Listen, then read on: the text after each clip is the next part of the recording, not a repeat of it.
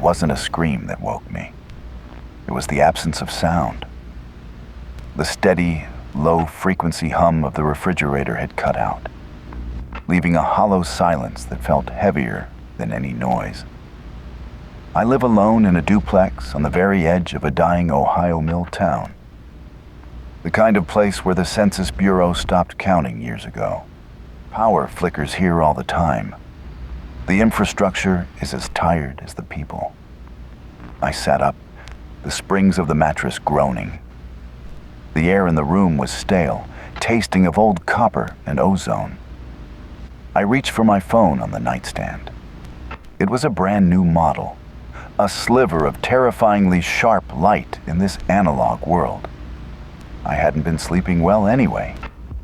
For days, I had this feeling of displacement, like I was a guest in my own skin. Things in the house would shift. A mug moved from the kitchen table to the counter. The hallway light, which I always keep on, a childish habit I know, would be off when I woke up. I blamed the anxiety, but tonight, in the power vacuum silence, it felt like preparation. I kept watching the phone, the numbers ticking forward like a countdown. 3:31, 3:32. My breath hitched. In this town, nothing is dynamic. Everything just decays in place. So when something does happen, you feel it. At exactly 3:33 a.m., the phone blinked. It wasn't a ringtone, just a silent activation of the screen. Unknown number. An area code I couldn't recognize. Too many digits, looking more like coordinates than a phone number. I shouldn't have answered. Every rational cell in my body screamed to let it go to voicemail. But the silence in the house was too loud, and I needed to break it. I pressed accept. I didn't say anything, neither did they. Just the static, like the sound of an empty television channel. And then, the breathing. Soft, female. A rhythm that matched my own heartbeat. The static cleared, replaced by a silence so profound, it felt like a physical weight in my ear.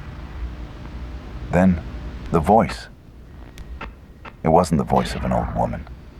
It was her voice, exactly as it sounded before the hospital took her strength. "Hello, sweetheart, it's Mom." My blood didn't just run cold. It felt like it turned to lead. I hadn't heard that specific inflection, that soft M at the end of Mom, in 7 years. "Who is this? This isn't funny," I whispered, my voice cracking. I looked at the closet, half expecting a prankster to jump out. But the house was silent. "I know you don't believe me," the voice continued, ignoring my fear. "But I've been watching you, Tommy. Every night. You still leave the hall light on like when you were little. You still check the locks 3 times. You're so careful. But you never look up." My heart was hammering against my ribs like a trapped bird. She called me Tommy.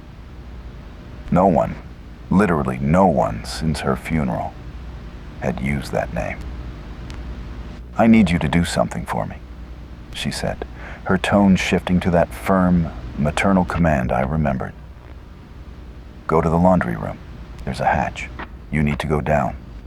There's a box I buried under the floorboards. Something that belongs to you. Something you need to see before they arrive."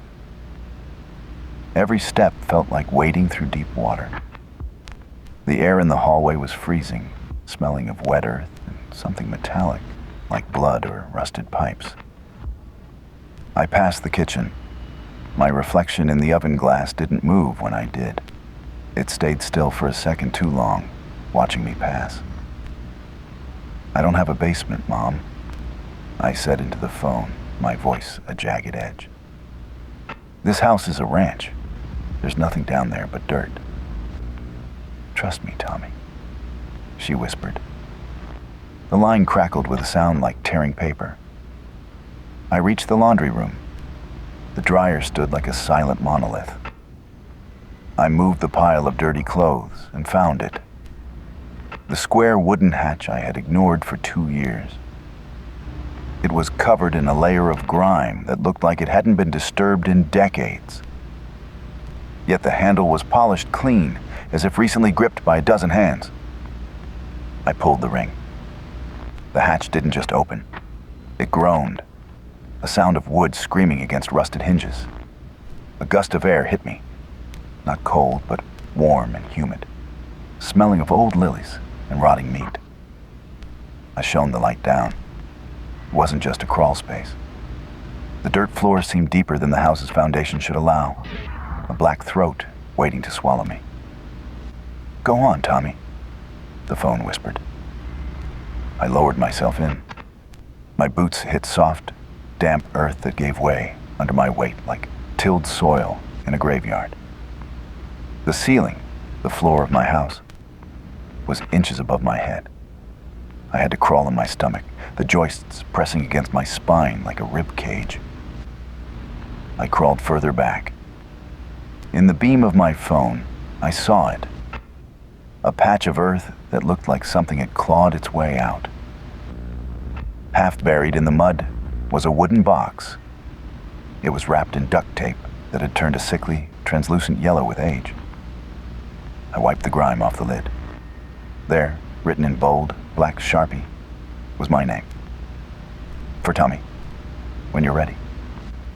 The ink looked fresh. Too fresh.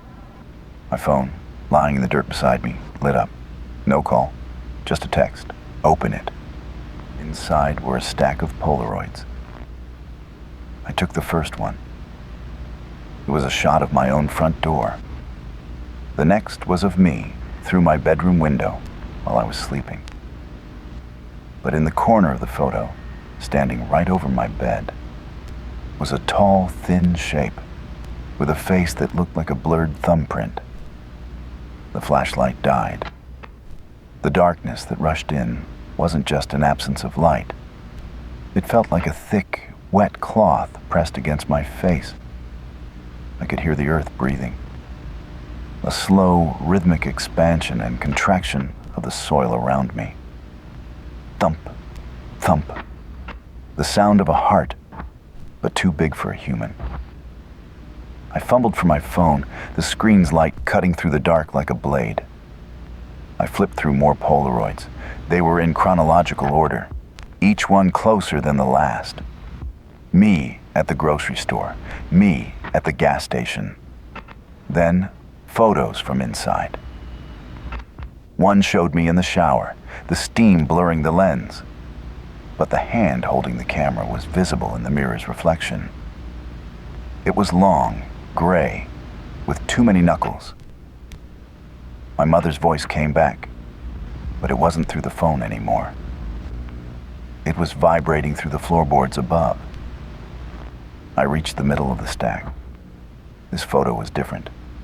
It was a picture of my mother's funeral. I remembered that day, the rain, the smell of wet wool and lilies. In the photo, I'm standing by the casket, head bowed. But the camera wasn't outside. The photo was taken from inside the casket, looking up at me through the gap in the lid. My mother's dead hand was visible in the corner of the frame, clutching a Polaroid camera. "You're nearly ready, Tommy," she cooed. The sound was like dry leaves skittering across a grave. I turned back, dragging the box with me, my knees scraping against rocks and broken glass. I had to get out. The air was getting thinner, smelling more like bleach every second. I reached the hatch, but it was closed. I had left it wide open, but now the square of light was gone. Only the solid, heavy wood remained. I hammered on the wood until my knuckles were raw. "Open it, please," I sobbed. From the other side, I heard the sound of someone humming, a lullaby she used to sing when I had a fever. Then, a click. My phone screen flickered and changed. It opened the camera app, but it wasn't the front or back lens. It was a third-person view. I was watching myself from the corner of the crawl space. And sitting right behind me, in the mud, was the woman from the hospital. The hand that touched my shoulder wasn't cold like ice. It was cold like a basement floor in midwinter. Damp, heavy. I didn't scream. The air had been sucked out of my lungs, leaving me hollow. I turned my head, the phone's light trembling in my grip. Behind me, the hospital gown was tattered, yellowed by years of being buried. She wasn't a ghost. She was a monument of grief. "You've grown so much, Tommy," she whispered, her voice now coming from the air itself.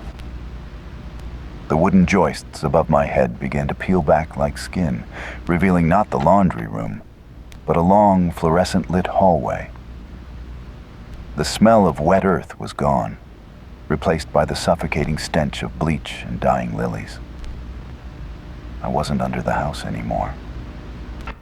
I was crawling through the ventilation shafts of the hospice ward where she died. I stood up, my legs weak as jelly. Every door had a number, but they were all the same, 333. I ran to the nearest one and pulled. It was locked. From behind each door, I could hear the sound of a camera shutter clicking. Snap, snap, snap. Thousands of photos being taken at once. "They're waiting for their turn, Tommy," the voice echoed. "The ones who watch, the ones who collect." I looked at the floor. The photos weren't of my past anymore. They were of right now. One showed me running, another showed me falling. But the most recent one, it was a photo of my mother standing at the end of this very hallway, holding the wooden box. She was reaching into it, pulling out a photo that was still developing, the white square slowly turning into a picture of my own terrified face. "Why?" I screamed into the emptiness. "Why me?" The humming stopped. A door at the very end of the hall, the only one without a number, creaked open. A smell drifted out. Not bleach, not lilies. It was the smell of my own home, my own kitchen. "Because you looked, Tommy," she whispered from right behind my ear. "And once you look at them, they can never stop looking at you." The flash of the camera was the last thing I saw before the world inverted. I wasn't in the hospital anymore. I was back in the laundry room, lying on the cold linoleum. The hatch was open. My phone lay face down, its battery finally dead. The silence of the house was absolute, but it wasn't empty. It felt like the walls themselves were holding their breath. I dragged myself to the kitchen. I looked into the fireplace. The ashes were cold. I reached in, my fingers turning black, and pulled out the corner of the photograph I saw in my dream. It was there, the pale hand holding the rusted key. It wasn't a hallucination. The box was real. The photos were real. And the woman who spoke to me, she was still here. I looked up at the kitchen ceiling. There was nothing there. No camera, no hole. But I could feel it, a prickling sensation on the back of my neck. I realized then that they don't need cameras.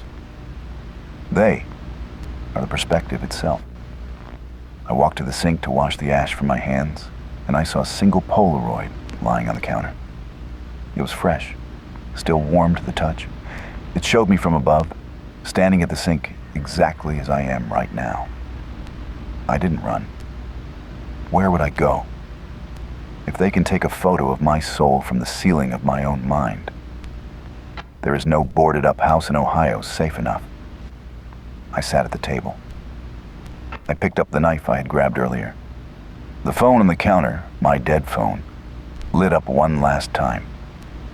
A final message appeared on the cracked screen. Smile. The sun finally broke over the horizon, but it brought no warmth. I looked at the table. There were now dozens of Polaroids. A new one appearing every 10 seconds. Me blinking, me breathing, me crying. I am the collection now. Every night at 3:33 a.m., the phone will ring, and I will answer. Because if I don't, they might stop looking. And in this house, being watched is the only way I know I still exist.